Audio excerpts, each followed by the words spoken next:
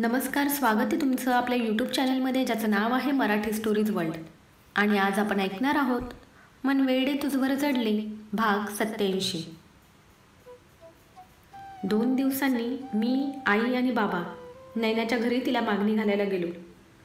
तिच्या आईवडिलांनी सुद्धा होकार दिला आणि आम्हा दोघांना थोडा वेळ एकांतात बोलायला पाठवून दिले. त्यावेळेस मला हे माहिती पडलं की मी दिलेलं एकही लेटर नैनाला मिळालं नव्हतं. उलट माझं लग्न ठरलं आहे अशी खोटी बातमी दर्शनानेच तिला दिली होती.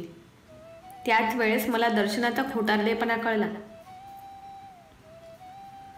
शिवाय तिने नैनाला माझ्या विरोधात कसं भडकवलं हे सुद्धा समजलं होतं. तिचा त्याच्या मागचा उद्देश काय आहे हे मला तेव्हा माहिती नव्हतं. आम्ही दोघांनीही तिला आतमध्ये बोलावलं आणि तिला जाब विचारल्यानंतर तिने जे सांगितलं ते ऐकून आम्ही दोघेही शॉक झालो होतो. तिचं माझ्यावर एकतर्फी प्रेम होतं. आमच्या दोघांमध्ये फूट पाडून माझ्याजवळ येण्याचा प्रयत्न ती करत होती. मी जेव्हा लग्नासाठी नैनाला थोडं थांबायला सांगितले तेव्हा दर्शनानेच माझ्याबद्दल तिच्या मनात शंका उपस्थित केली. नैना माझ्या आयुष्यातून निघून गेल्यावर ती तिच्या घरच्यांच्या मदतीने माझ्याबरोबर लग्नाचा प्रस्ताव माझ्या घरी पाठवणार होती. अजूनही बरेच काही बॅकअप प्लॅन्स होते तिच्याकडे. तिचा धूर्तपणा पाहून आम्ही चाट पडलो होतो. जिला आम्ही मैत्रीण समजत होतो तीच आमची सर्वात मोठी शत्रू सिद्ध झाली होती. तो सदन फॅमिलीमधून आहे, शिवाय काही दिवसातच त्याला गव्हर्नमेंट जॉब लागेल. तो काही तुझ्याशी लग्न करणार नाही. त्याला फक्त टाईमपास करायचा होता. लग्न तर तो त्याच्या आईवडिलांच्या पसंतीनेच करेल असं काही बाई तिने नैनाच्या डोक्यात घालून दिलं होतं आणि त्याचाच परिणाम नैना मला भेटायला नकार देत होती.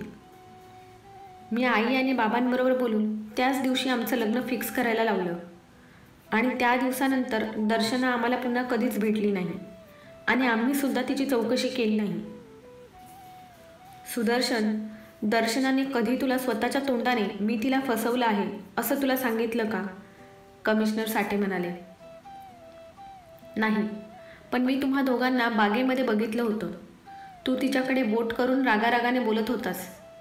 मी ताईला तुझ्याबद्दल विचारलं सुद्धा होतं, पण तिने उडवाउडवीची उत्तरं दिली.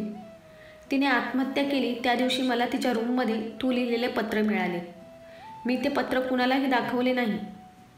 दुसऱ्या दिवशी तुझी चौकशी केली असता तू ताईची मैत्रीण नैना हिच्याबरोबर लग्न केलं आहेस हे मला माहिती पडलं.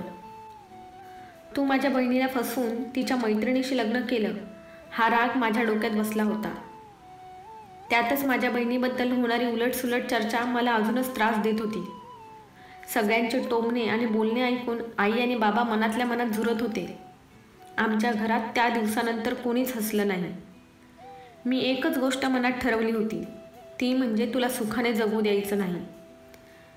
कदाचित मी चुकलोही असेल, पण तरी माझ्या बहिणीच्या मृत्यूला तूच जबाबदार आहेस आणि मी जे काही केलं त्याचा मला पश्चाताप नाही. सुदर्शन अजूनही त्याच ॲटिट्यूडमध्ये बोलत होता. अरे, तू माणूस आहे की राक्षस? तुझ्या बहिणीने अविचार केला. एकतर्फी प्रेमातून तिने आत्महत्या केली. त्यात माझ्या डॅडींची काय चूक होती? आणि माझी मम्मा, तिची काय चूक होती? आईशिवाय लहानची मोठी झाली मी, माझी काय चूक होती? कोणती शिक्षा दिलीस तू मला? आत्या, तिने तर तुझ्यावर जीवापाड प्रेम केलं. काय चूक काय बरोबर ह्याचा सुद्धा विचार तिने केला नाही. तिने कुणाचीही पर्वा न करता तुला साथ दिली आणि तू काय केलं? सगळ्यात जास्त तर तू चुकलास. किती आयुष्य बर्बाद झाली तुझ्यामुळे आणि तू डॅडींना दोष देत आहेस, साक्षी म्हणाली. साक्षी, शांत हो. अगं, हा माणूस असेल तर याला कळेल ना. याच्यामध्ये तर भावनाच नाही. माझंच चुकलं, आंधळ प्रेम केलं मी याच्यावर. माझ्या आयुष्यातली सर्वात मोठी चूक आहेस तू सुदर्शन. तुझ्या बोलण्यात आले मी आणि माझ्या घरची सुखशांती हिरावून घेतली. माझ्या भावाचा सोन्यासारखा संसार मोडला मी तुझ्यामुळे. तुझ्या चुकीची शिक्षा तुला नक्की मिळणार, कुसुमात्या म्हणत होती. शिंदे, याला लॉकअपमध्ये टाका, आदित्य म्हणाला. कमिशनर साठे हवालदिल होऊन चेअरवर बसले होते. त्यांच्या डोळ्यातून घळघळ पाणी वाहत होतं. काका, तुम्ही असा धीर सोडला तर ह्या दोघींना कोण सांभाळणार? श्री कमिशनर साठेंना म्हणाला. कसा शांत होऊ मी श्री? माझी काहीच चूक नसताना इतकं काही झालं. कुसुमची दुर्दशा झाली. माझी नैना त्याच्या कटकारस्थानाला बळी पडली. साक्षी मरणाच्या दारातून परत आली. तुम्ही दोघे होतात म्हणून ती वाचली तरी, नाहीतर नैनासारखं मी साक्षीला सुद्धा गमावलं असतं. ह्या मूर्ख आणि बिंडोक माणसामुळे माझ्या परिवाराने किती त्रास सहन केला, आणि मला तर याची खबरसुद्धा नव्हती. कमिशनर साठेंचे डोळे अजूनही वाहत होते. दादा, मला माफ कर. ह्या सगळ्यात सुदर्शन एवढीच मी सुद्धा गुन्हेगार आहे. मला त्याचा डाव कळला नाही. प्रेमात आंधळी झाली होती मी तर त्याला देव समजत होते. त्याने साक्षीसाठी स्वतःच्या सुखाचा त्याग केला असं समजत होते मी. पण मला काय माहिती, ह्या सर्वामागे त्याची सूडबुद्धी होती. मी फसले रे दादा, आणि माझ्यामुळे तुम्हाला त्रास झाला. साक्षी, मला माफ कर ग. माझ्याच मूर्खपणामुळे तुझी आई तुझ्यापासून दूर झाली. कुसुम आत्या हात जोडून रडत माफी मागत होती. आत्या, तुझी चूक अजिबातच नाही असं मी नाही म्हणणार. प्रेमामध्ये माणूस जीव देतो ग, जीव घेत नाही. तुला तेव्हाच कळायला पाहिजे होतं जेव्हा त्याने तुझ्या नवऱ्याला मारायला सांगितलं. साक्षी म्हणाली, गुन्हेगार आहे ग मी, गुन्हेगार आहे. त्याच्या प्रत्येक गुन्ह्यामध्ये बरोबरची गुन्हेगार आहे मी. आदित्य, मला सुद्धा अटक कर. मला शिक्षा झालीच पाहिजे. आत्या रडत होती. तुला शिक्षा झाल्याने माझी आई परत येणार आहे का? आणि तुला काय शिक्षा द्यायची आहे? अगोदरच त्याने तुला बरीच शिक्षा दिली आहे, साक्षी म्हणाली आणि रडायला लागली. साक्षी, शांत हो.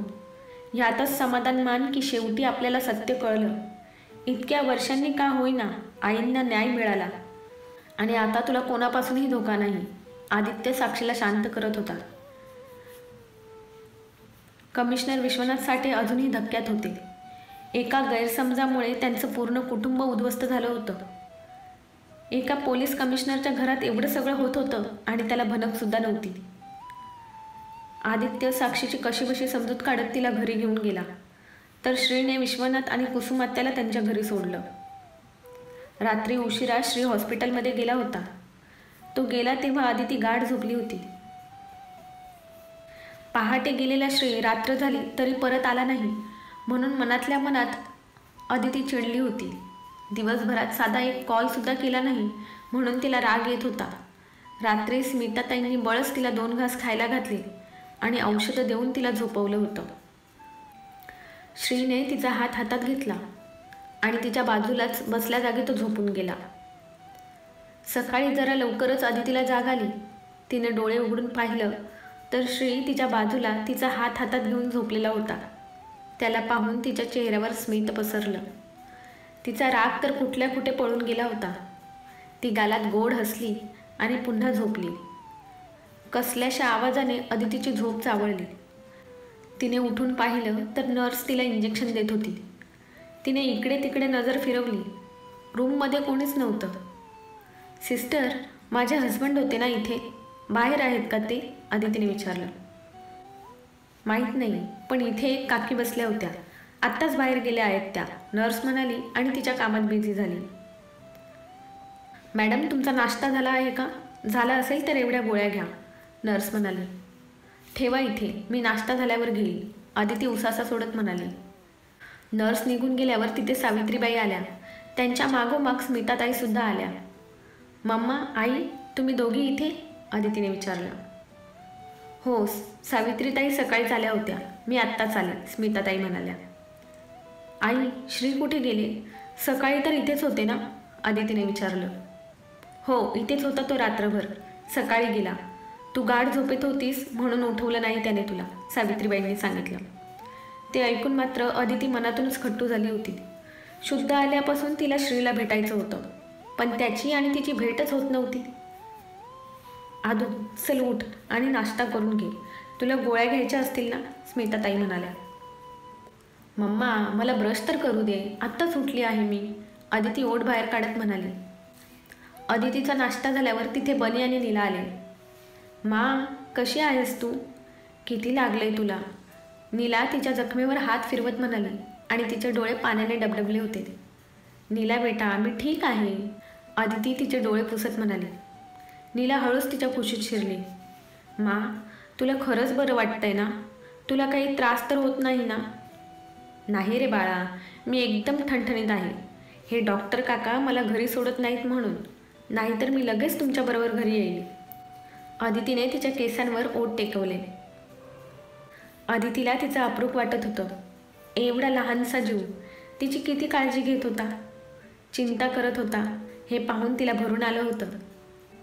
नीला बाळा, असं रडायचं नाही. मा ठीक आहे, मी तुला सांगितलं होतं ना, बनी म्हणाला. नीलाने हसून मान हलवली.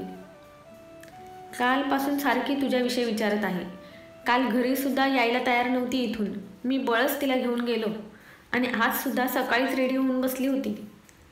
मला माला भेटायचं आहे म्हणून, बनी सांगत होता. गुणाचं लेकरू आहे माझं. अदितीने तिच्या कपाळावर आणि गालावर केस केलं. सावित्रीबाई घरी जाणार होत्या आणि बनी अदितीजवळ थांबणार होता. नीला बाळा, आजीबरोबर तू घरी जा, अदिती म्हणाली. नाही, मला इथे तुझ्याजवळच थांबायचं आहे, नीला गाल फुगून म्हणाली. बाळा, हे हॉस्पिटल आहे. इथे लहान मुलांनी जास्त वेळ थांबायचं नसतं. मी आता एकदम ठीक आहे. तू माझी काळजी करू नकोस. काका आणि आजी आहे ना इथे माझ्याजवळ. तू जा बरं आपल्या घरी आजीबरोबर, अदितीने तिला समजावलं. ठीक आहे, पण काका, माझ्या माची नीट काळजी घ्या आणि त्या डॉक्टर काकांना सांगा माझ्या माला लवकर घरी सोडा म्हणून. नीला एखाद्या मोठ्या माणसासारखी बोलत होती. बरं, सांगतो बरं का डॉक्टर काकांना, बनीसुद्धा तोंडात हसू दाबत म्हणाला. सगळे नीलाकडे कौतुकाने बघत होते. सावित्रीबाई नीलाला घेऊन घरी गेल्या. स्मिताताई अदितीबरोबर रूममध्ये थांबल्या होत्या, तर बनी डॉक्टरांना भेटायला गेला होता. बनी, काय म्हणाले डॉक्टर? स्मिताताई विचारतच होत्या की बनीच्या फोनवर श्रीचा कॉल आला. हॅलो, हां बाई, बोल.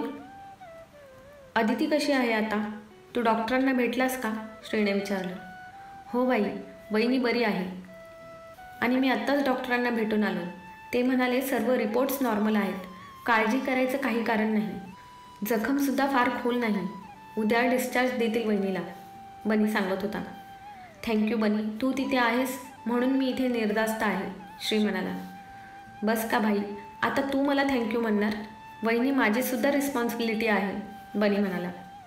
बनी, अदितीला सांग तिची काळजी घ्यायला. मी तुला नंतर कॉल करतो, आता जरा बिझी आहे, श्री म्हणाला आणि त्याने फोन कट केला.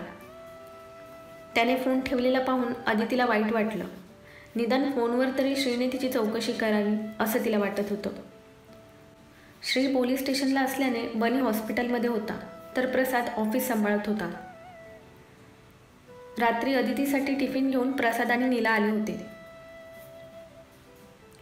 तू परत आलीस? अदिती नीलाकडे पाहून म्हणाली.